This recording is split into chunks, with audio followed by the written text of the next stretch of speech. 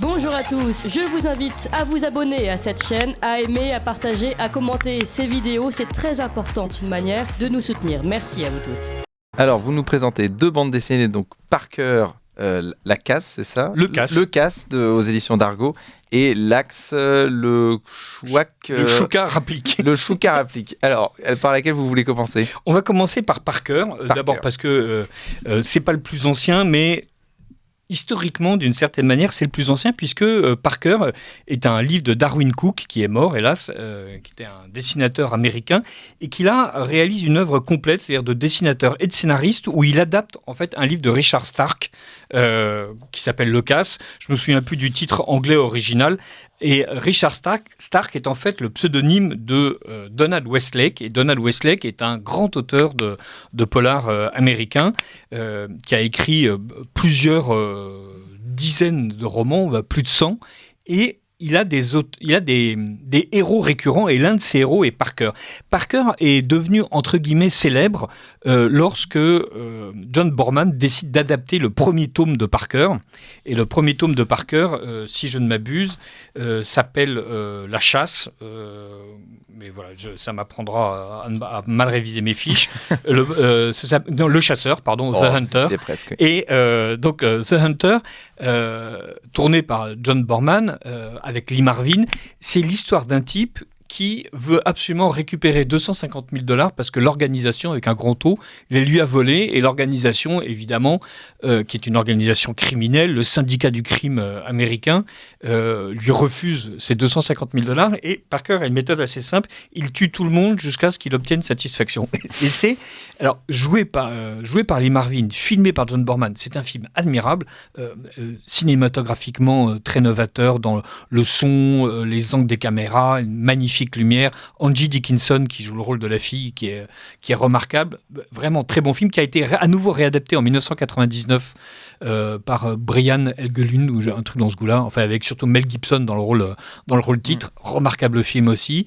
Un peu moins bon que John Borman, mais vraiment réjouissant. Et là, Parker, c'est 4 de ces histoires, sur beaucoup plus nombreuses, hélas, mais Darwin Cook est mort, avec un style un peu rétro, et qui fait tout le charme de la chose. C'est-à-dire, on a une bande dessinée très solide, avec violemment éclairée, mais illustrée avec toujours 2 couleurs. C'est-à-dire, on est en noir et bleu, en noir et vert, en noir et rouge, orange et noir.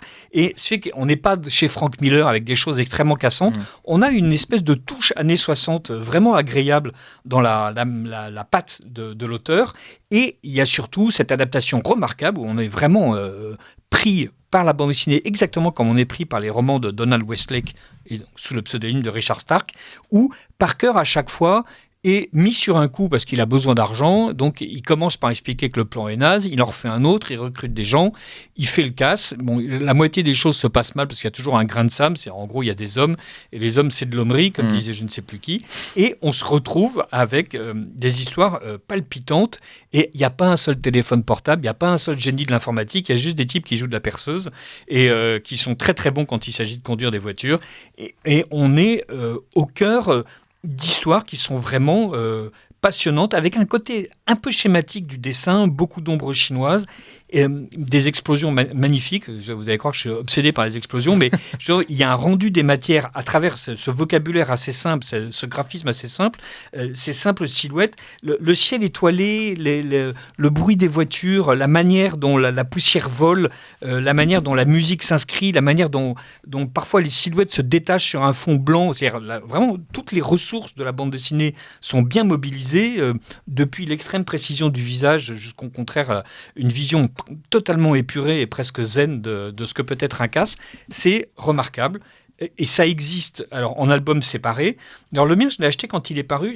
Il faut en parler à Dargo. J'ai rarement vu un ouvrage aussi mal relié. C'est une pure catastrophe, autrement dit. Mais heureusement, il est toujours disponible. Il est toujours disponible. Et en plus, vous avez une magnifique intégrale qui s'appelle Parker Zero, avec l'intégralité des 4 albums qui sont parus en français, plus des inédits. Et ça, très très bien relié, magnifique reliure, jolie jaquette, un gros bouquin en tout toilé. Enfin voilà, vous pouvez le lire, le relire, le mettre dans votre bibliothèque, l'exhiber fièrement sur la table à café, c'est pas un souci. Donc ça, c'est Parker. C'est Parker. Le Casse aux éditions d'Argo. Et le deuxième? Le deuxième, c'est Lax, qui est un très bon dessinateur et qui décide là aussi d'être son propre scénariste pour inventer un personnage qui s'appelle le Chouka. Et le Chouka est un ancien ouvrier qui se fait virer dans les 2 premières pages de l'album, qui est censé remonter les 16 pendules d'une fabrique. Donc, à la faveur du passage à l'an 2000, on décide de remplacer toutes ces pendules absolument merveilleuses, qui sont des pendules mécaniques, par des pendules électroniques. Et donc, en guise de prime de licenciement, on lui file les 16 pendules. Donc, il a des paroles assez définitives sur l'usage qu'on peut en faire. Et il décide de s'installer détective privé parce que c'est un passionné de série noire. Donc Westlake, évidemment, a été publié dans la série noire et aussi chez Rivage. Et Lax passe son temps à faire en sorte que son personnage vive des aventures qui lui permettent de citer Chester Himes et d'autres grands volumes de la bibliothèque noire de Gallimard, donc de la série noire de Gallimard. Et c'est un dessin remarquable. Lax a écrit un très bel album dans la collection Herib chez Dupuis sur un coureur cycliste dont les pieds gèlent. Il a écrit aussi d'autres albums.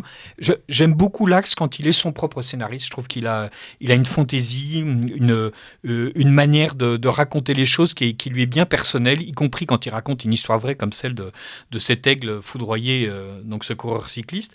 Et là, c'est drôle parce que, évidemment, l'ancien mécano qui s'improvise de détective privé, il n'a comme formation professionnelle que les livres de la série noire qu'il a pu lire, mais donc il est à moitié incompétent, soyons francs.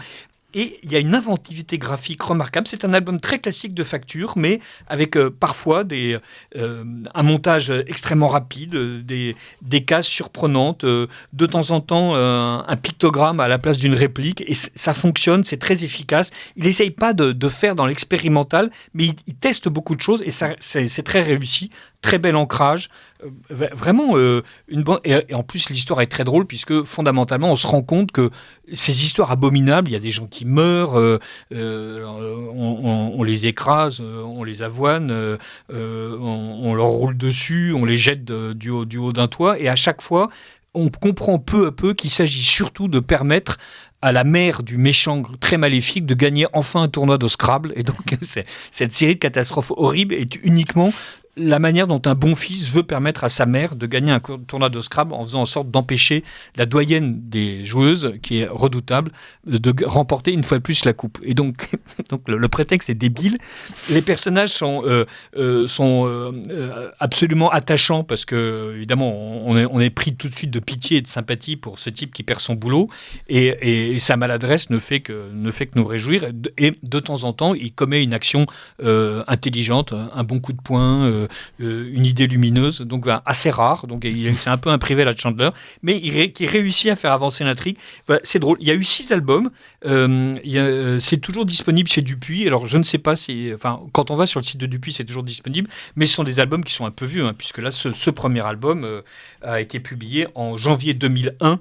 Et Lax, hélas, n'a pas suivi cette série qui n'a pas eu tout le succès qu'elle méritait. Donc, voilà, on peut le regretter. Donc Lax, le Chouka Rapplique et le Casse d'Argo. Le Casse dans la série Parker. Dans la série Parker. De Darwin Cook. Voilà, vos 2 bandes dessinées. Merci Richard de Sel. J'avais une question pour vous. Il y a Les Chemins Noirs, film avec Jean Dujardin, tiré du livre des Chemins Noirs de Sylvain Tesson. Sylvain Tesson qui est à la fois enraciné mais qui passe son temps à partir. Sylvain Tesson, il est de droite ou il est de gauche? Sachant que vous êtes l'auteur de L'Euro de Servette est-il de droite, on le rappelle. Il serait très ennuyé que je dise qu'il est de droite. Il y a quelque chose qui me ferait penser que Sylvain Tesson est de droite, c'est qu'il est particulièrement attaché à raconter ce qui est et à parler du réel. À côté de ça, il a tendance à parler du réel à partir du moment où c'est lui qui le vit, et donc que peut-être ce fait d'être légèrement autocentré le rapproche plutôt de la gauche. Mais franchement, c'est un péché véniel par rapport à l'affirmation que le réel existe. Et quant au film, les images sont absolument magnifiques, et on voit la France et ses paysages d'une manière stupéfiante, et rien que pour ça, et indépendamment de ce que Sylvain Tesson peut dire et faire et penser, même s'il pense énormément de bonnes choses, c'est sûrement un film de droite. Vous allez le voir? J'irai le voir. Bon, Voilà. merci beaucoup. Et puis on rappelle que Sylvain Tesson avait une émission ici, le Libre Journal de l'Aventure, voilà, avec Alexandre Poussin. Merci beaucoup Richard de 16 et à la semaine prochaine.